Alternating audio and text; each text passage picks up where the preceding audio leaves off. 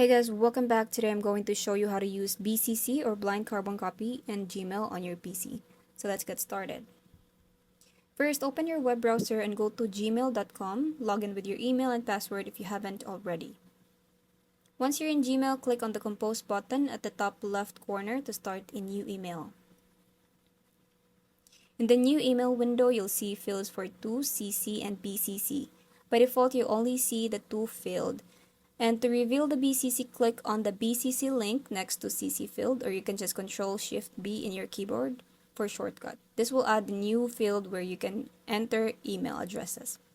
Now, type in the email addresses of the people you want to send your email to in the BCC field. You can enter multiple addresses separated by commas.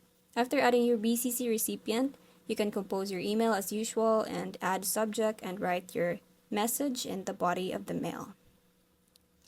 Like so. Once you're done composing email, double check everything and then click send button at the left. And that's it. You have successfully sent an email using BCC in Gmail. Your recipient will receive the email without seeing each other's email addresses. Thanks for watching. If you found this video helpful, please give it a thumbs up and subscribe. If you have any questions or topics you'd like me to cover, leave a comment down below and see you next time.